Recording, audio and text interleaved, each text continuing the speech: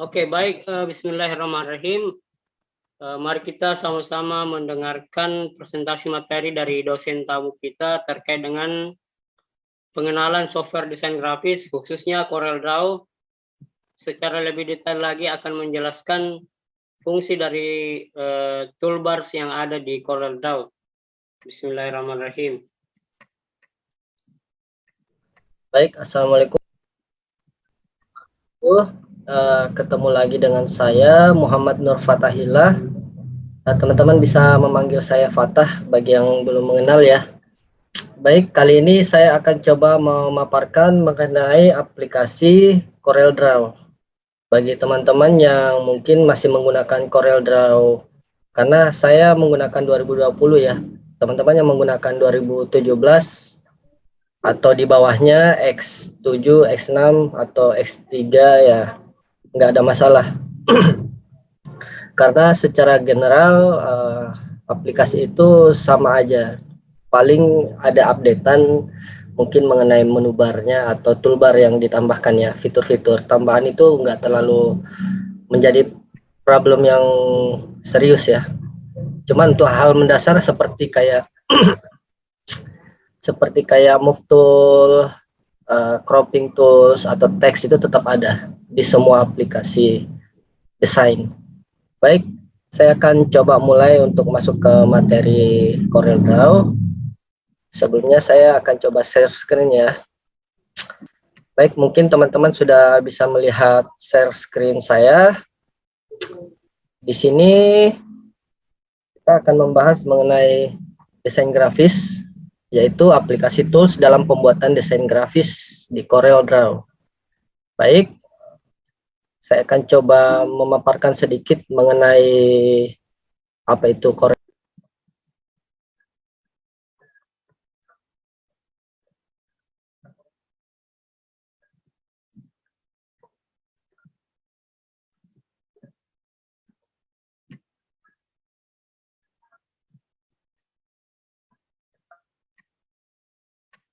Mohon maaf, suara narasumber kedengaran ya? Maaf Pak, tidak kedengaran. Tidak ada Pak, hilang juga tampilannya Pak.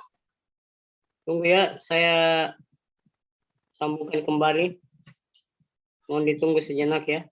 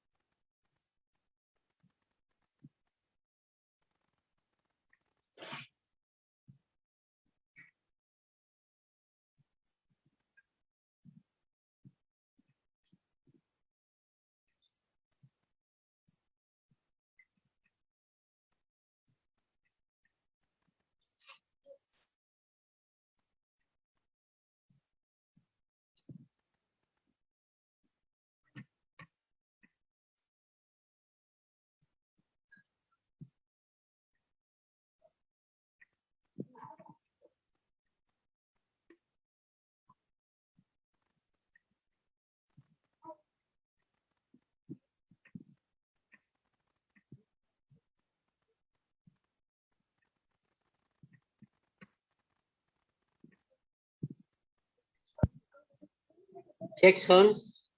Sudah kelihatan ya? Belum Pak. Belum ya? Mohon bersabar karena mungkin jaringan di sini.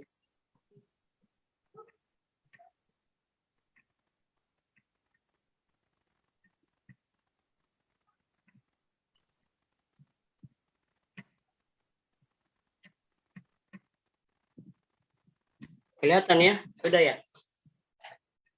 Iya Pak. Pak, Ya, maaf. Kenapa, Dek? kelihatan nih Pak. Oke, lanjut ya.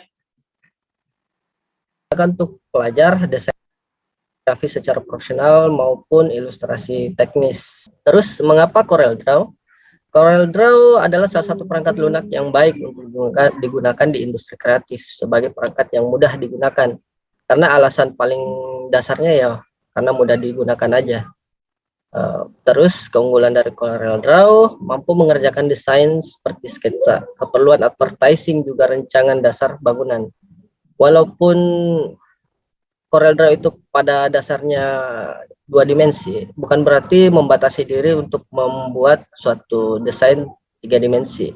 Tetap bisa, cuman secara tampilan dia cuma 2 dimensi ya. Oke, saya next. CorelDRAW itu yang bisa kita desain seperti yang saya contohkan di sini ya. Ada flyer, ada banner, ada logo seperti yang saya tadi paparkan. CorelDRAW itu bisa membuat jenis-jenis logo, flyer, dan macam-macam. Selain itu, CorelDRAW juga saya pastiin bisa untuk melayout ini ya, tampilan koran ya. Mungkin teman-teman pernah ada yang nyoba. Selain itu, CorelDRAW juga bisa untuk membuat tabloid atau majalah. Tapi alangkah baiknya kita mulai dari hal-hal yang mendasar. Jadi bukan berarti karena kita expert, tapi ada hal yang kita nggak ikuti dari awal. Jadi penting banget untuk memahami CorelDRAW itu adalah aplikasi dasar untuk mengerjakan berbagai hal mengenai desain. Oke, saya lanjut ya. Di sini ada beberapa poin yang saya bisa paparkan ke teman-teman. Point of view dari saya yaitu new document, pengenalan menu bar, pengenalan workspace, pengenalan toolbar dan paletnya, terus masuk ke tahap pembuatan flyer sederhana. Mungkin saya bisa lanjut ke poin pertama ya, yaitu new document. Sambil saya menjelaskan, mungkin saya baiknya langsung mempraktekkan di aplikasinya sendiri. Dan seperti yang teman-teman tahu, yang saya gunakan itu adalah CorelDRAW 2020. Jadi kalau teman-teman memakai yang di bawah ini nggak ada masalah karena secara general tetap sama fiturnya. Adapun penambahannya nggak jadi hal yang fundamental untuk teman-teman bermasalah dalam mendesainnya. Oke, di sini tampilan CorelDRAW 2020 seperti yang kita lihat, tampilannya seperti ini. Di sini ada new document. Lantas di teman-teman punya mungkin tampilannya nggak seperti ini, atau yang di bawahnya bisa langsung aja ke menu barnya. Di menu bar ada file, terus bisa tekan new. Kalau saya bisa lewat sini new document. Ketika saya buka new document, itu akan ada tampilan seperti ini teman-teman. Di sini itu ada menu seperti general. Di sini bisa kita isikan namanya, nama project yang kita inginkan, misalkan pembuatan banner sederhana ya. Jadi kita tulis banner. Terus untuk presetnya CorelDRAW default, number of page itu adalah lembar kerjanya ada berapa. Ini saya cukup 1 aja. Terus primary color mode-nya saya pakai CMYK. Seperti yang pernah saya sampaikan, CMYK dan RGB itu perbedaannya terletak pada kualitas warna ya. Kalau RGB itu biasanya kita gunain untuk pracetak. Kalau CMYK itu masuk untuk proses percetakan ya. Di sini saya menggunakan CMYK aja untuk standarnya. Terus dimensi, di sini ada page size-nya, letter atau apa seperti yang kita lihat. Ukuran kertasnya kita bisa setting sedemikian rupa seperti legal, letter, tabloid, sesuai dengan kebutuhan kita ya untuk mendesain. Kalau saya pakai yang standar aja letter, nanti kita bisa otak-atik di dalam juga ya teman-teman. Tapi kalau misalkan teman-teman pengen membuat customize atau custom, di sini teman-teman bisa merubah ya untuk ukurannya, ada wide, lebar atau tinggi, height. Kalau saya tetap menggunakan yang standar aja biar teman-teman sendiri yang bisa explore ya. Terus untuk resolusi seperti yang pernah saya sampaikan juga, resolusi jangan sampai ada yang laptopnya kurang high standar desain ya, boleh menggunakan 150 atau 72, atau di bawah itu juga it's okay, tapi jangan terlalu kerendahan juga karena kita coba belajar melihat pixel ya. Saya coba gunakan yang 300. Oke. Kita udah masuk ke tampilan awal CorelDRAW, dimana di sini seperti yang pernah saya sampaikan, semua software atau aplikasi desain itu pada dasarnya sama ya, maupun bukan aplikasi desain juga tetap sama. Di atasnya ada menu bar, sebelah kiri ada toolbar, sebelah kanan ada, kalau di CorelDRAW itu defaultnya di sebelah kanan adalah color bar ya.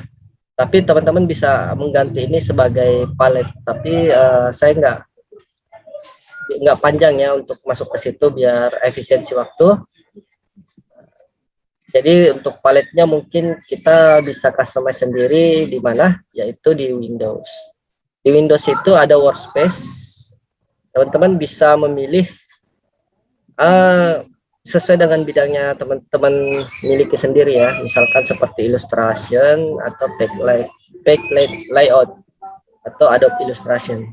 Tapi kalau saya sendiri pakai default untuk sementara waktu dengan menambahkan beberapa fitur. Nah, cara menambahkan fitur, teman-teman bisa ini ya, masuk ke Dockers. Di Dockers ini udah banyak fitur-fitur yang bisa kita tambahkan seperti palet sendiri, tapi untuk eksplorasi lebih dalam teman-teman bisa mencoba sendiri. Oke, baik, saya coba masuk ke proses desain sambil kita mengenal tentang pengenalan menu bar, cara open file, import, export, save as, dan semacamnya. Di sini ada menu bar, file, open ya. Kalau untuk save as sendiri di bawah open ada tersedia ya. Jadi teman-teman yang paling dasar adalah save as dulu. Kita menyimpan filenya di mana, kita tentuin. Jangan lupa teman-teman biasanya dalam bekerja itu rapih, bikin folder, terus bikin namanya,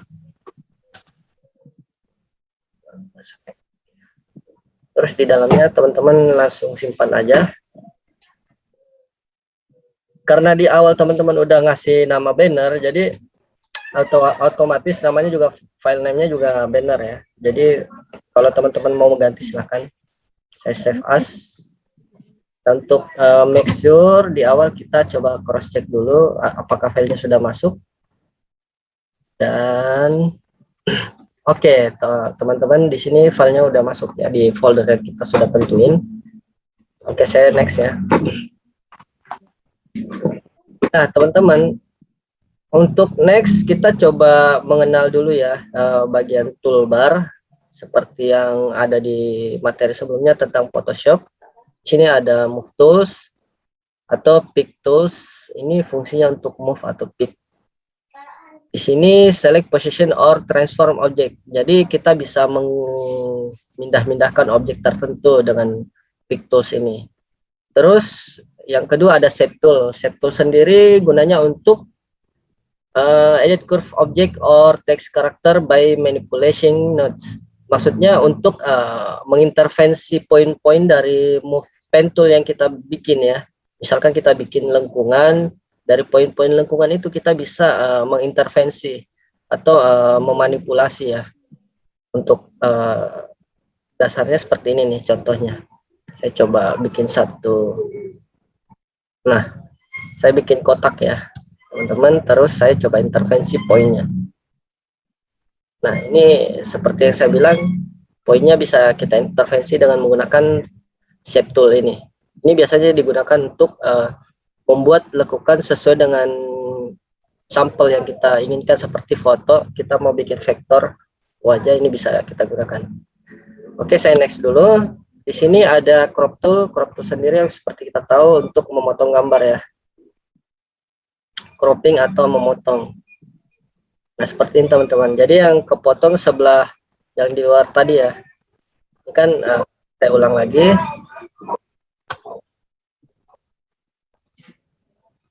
Ini kan sebuah kotak ya. Saya coba cropping, atau biar jelas saya coba kasih warna dulu sebelah kanan di color bar, terus saya cropping, terus saya centang yang menu sebelah kiri atas, cropping seperti ini teman-teman. Udah ke crop ya bagian yang tadi.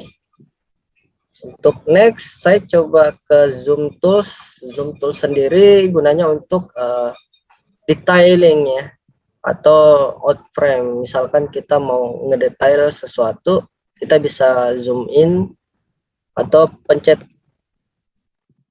shift, simbolnya berubah jadi negatif, yang tadinya zoom in bisa zoom out atau outframe ya. Zoom in, kalau pencet shift di keyboard teman-teman bisa zoom out. Oke, next saya ke freehand tools. Freehand tools itu adalah membuat line art ya, garis-garis yang kita inginkan, tapi ini dengan gaya bebas. Jadi teman-teman mungkin agak kaku kalau menggunakan kursor mouse. Biasanya kalau dunia sekarang kita bisa menggunakan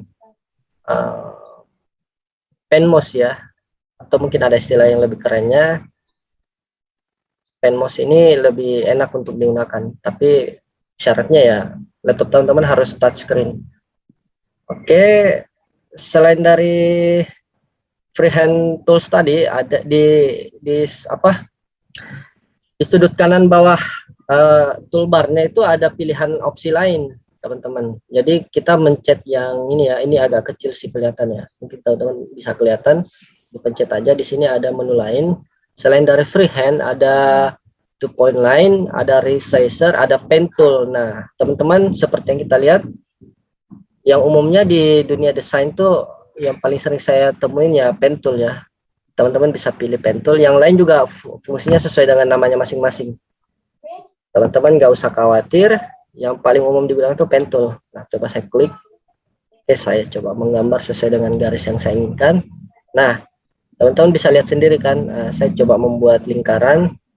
Saya coba implementasikan yang shape tool tadi, apakah bisa digunain?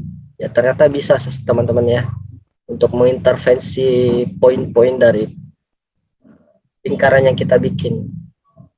Ini untuk memperhalus ya lingkarannya. Untuk diingat teman-teman juga bisa, selain dari poin ini mother point-nya ada 2 titik poin untuk arah panahnya, ini bisa dikontrol juga teman-teman, seperti ini ya. Oke, saya coba next dulu. Selain pen tool itu ada apa? Ini artistic media tools, fungsinya untuk ngebrush ya, spray atau kaligrafi. Ini seperti semacam pulpen yang punya ujung matanya itu bisa kita ganti-ganti ya. Bisa coba pakai dulu seperti ini. Nah ini ketika kita membuat line art itu dia seperti ini modelnya teman-teman. Nah ujung penanya ini kita bisa ganti, digantinya di menu atas. Ketika kita pencet ini, menu barnya berubah ya. Ini semacam settingan lagi untuk merubah jenis poinnya atau merubah jenis ujung penanya. Ini ada kaligrafi, ada sprayer, atau ada brush ya. Punya yang brush itu yang ini. Tapi untuk titik poinnya kita bisa ganti sebelah ini, brush stroke. Ini ada menu tambahan lagi, teman-teman bisa explore sendiri ya. Entah teman-teman mau bikin semacam tulisan indah atau apa, itu bisa menggunakan ini. Jadi ya dengan syarat yang tadi, kalau misalkan mau halus pakai mouse pen ya. Oke, saya coba next dulu. Untuk selanjutnya di sini ada rectangular tools ya, atau square. Di sini kita bisa ganti ya modelnya. Di sini ada rectangular atau 3-point rectangle. Tapi it's okay lah, ini pada umumnya seperti ini. Teman-teman bisa membuat kotak. Teman-teman juga kalau mau kotaknya sejajar atau rata perbandingannya, teman-teman mencet shift aja ya, shift dan control. Selain shift, teman-teman juga pencet control. Oke, Ini karena saya pencet kontrol. Kalau nggak pencet shift kontrol, teman-teman bisa liar nih untuk membuat kotaknya. Oke, next saya ke lingkaran ini, ellipse tools ya, atau lingkaran. Seperti yang tadi, kalau lingkarannya ingin sejajar atau rata, itu teman-teman pencet shift kontrol aja, seperti ini. Kita bisa pencet kontrol. Nah, seperti itu teman-teman. Oke, biar cepat saya next dulu supaya kita bisa membuat satu konsep yang lebih jelas ya dengan menggunakan tools-tools ini. Di sini ada polygon. Konsepnya sama, kita pencet shift control atau pencet kontrol. Terus di sini ada text tool, seperti pada umumnya juga saya sering mendapatkan ini ya di aplikasi manapun. Text tool itu fungsinya untuk membuat tulisan, desain 2020. 2021. Nah, teman-teman, di sini fitur untuk apa ya? Jadi semua tools ini ketika ingin menyetel lebih dalam atau paletnya, posisinya itu dia adanya di menu bar ya, sebelah atas ini. Menu bar ini sebenarnya bisa kita tampilkan di sebelah kanan, tapi customize. Kita harus merubah workspace-nya dan sesuaikan dengan kehendak kita ya. Tapi untuk awal kita coba pelajari yang dasar dulu. Untuk paletnya si text tool ini di atas ya, untuk mengganti fontnya, untuk mengganti size-nya, dan untuk penempatan rotasi ya, penempatan kiri kanan atau rotasinya di sini ada nih untuk mempertebal tulisan. Ini saya coba ganti 100. Nah, seperti yang teman-teman lihat sudah berganti jadi 100 ya poinnya. Untuk karakter fontnya kita bisa ganti di sini menggunakan Arial rounded. Oke, terus next. Di sini ada parallel dimension tools. Sebenarnya untuk tools yang next ini saya sebagai desainer juga jarang menggunakan ya. Ini untuk fitur-fitur tambahan aja, draw lines, dimension line. Nah, untuk next kita ke connector tools juga saya jarang gunakan. Terus shadow tools seperti namanya shadow untuk memberikan efek shadow effect ya. Terus di sini ada transparency tools, ini untuk membuat bagian tertentu transparan. Terus di sini ada color airdrop tools, ini untuk mengcopy warna ya, atau menganalisis warnanya itu dia menggunakan apa, kode RAL-nya. Nah, teman-teman, yang perlu diperhatikan adalah di sini ada tambah plus, tambahan simbol plus ya, maksud saya di sini untuk menambahkan tools-tools tertentu atau meremove tools yang enggak kita terlalu fungsiin. Jadi enggak mungkin saya bisa jelaskan semua tentang tools tambahannya karena sedikit waktu. Mungkin teman-teman bisa eksplorasi sendiri ya. Jadi yang perlu ingat adalah tools ini sesuai dengan namanya aja fungsinya ya. Oke, baik. Sudah ya, presentasi dari narasumber dosen tamu kita sudah berakhir. Saya rasa cukup ringkas dan memang sudah tepat waktunya, berhubung waktu kita di Zoom juga sangat terbatas. Jadi insya Allah video kedua nanti akan saya share di grup WhatsApp linknya, link untuk sebagai petunjuk untuk mengerjakan tugas kelompok ya.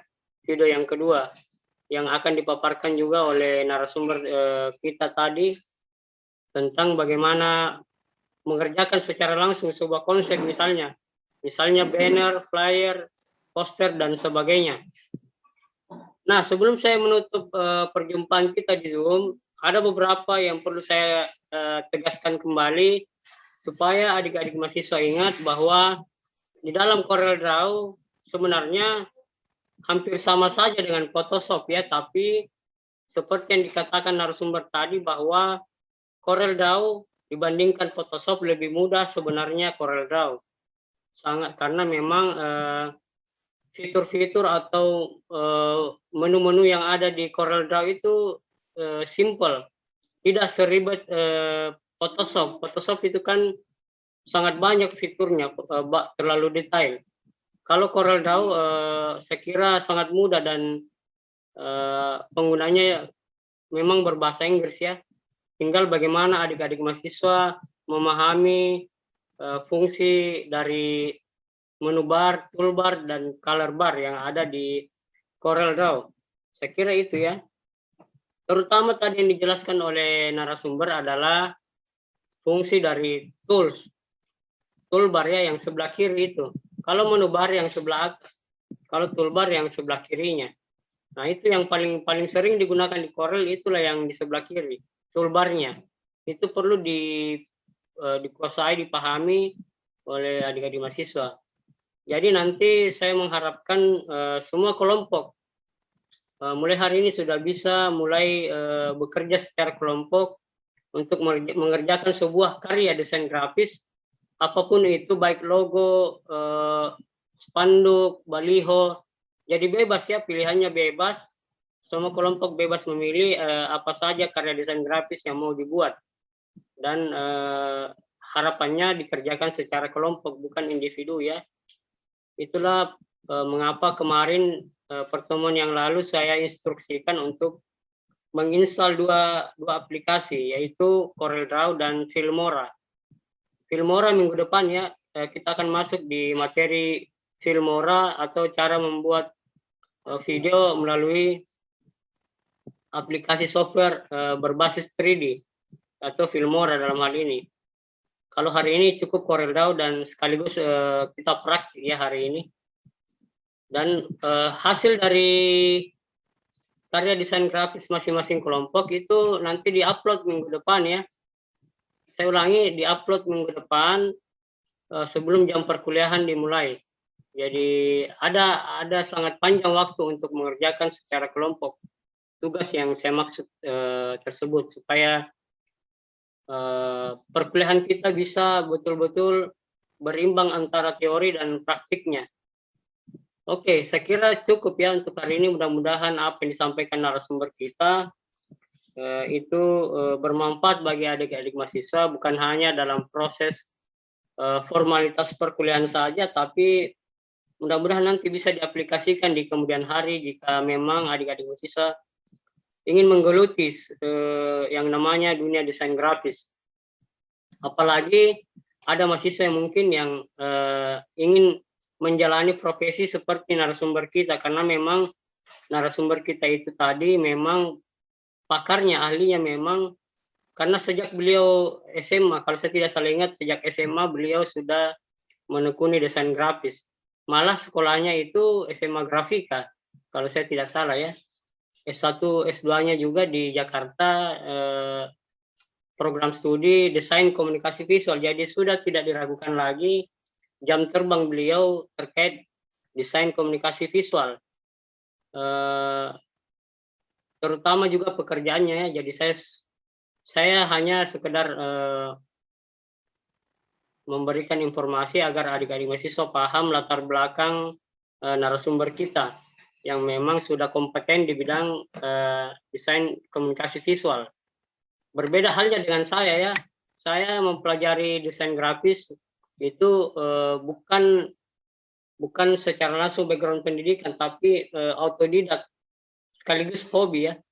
Saya hanya menguasai CorelDRAW dan Filmora. Photoshop juga itu hanya dasar-dasarnya saja. Itulah sebabnya saya berkolaborasi dengan dosen tamu agar bisa memenuhi orientasi dari pembelajaran desain grafis. Saya kira begitu untuk hari ini. Bagaimana dengan Ketua Rombel, sudah screenshot ya? Sudah, Pak. Sudah ya. Oke, satu lagi penyampaian penting.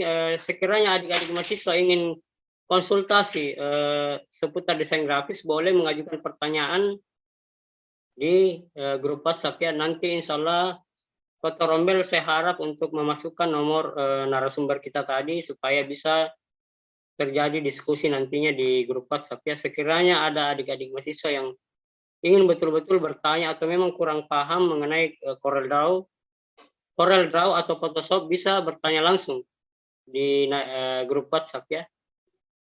Begitu ya Dek Karisma, mohon dimasukkan ya nomor narasumber. Iya, Oke, Pak. sekali lagi saya ucapkan kepada semua mahasiswa terima kasih atas kehadirannya di pertemuan kali ini, dan saya kembali mengingatkan kepada seluruh mahasiswa untuk senantiasa konsisten, istiqomah, mengindahkan aturan kontrak kuliah, karena tadi mohon maaf dengan sangat saya mengeluarkan beberapa mahasiswa yang tidak aktif kameranya ya pada saat narasumber berbicara.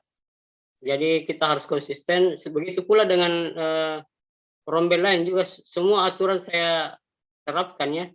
Jadi mohon adik-adik mahasiswa bisa taat pada aturan. Untuk pertemuan berikutnya mohon diaktifkanlah kameranya, bukan foto yang dipasang ya.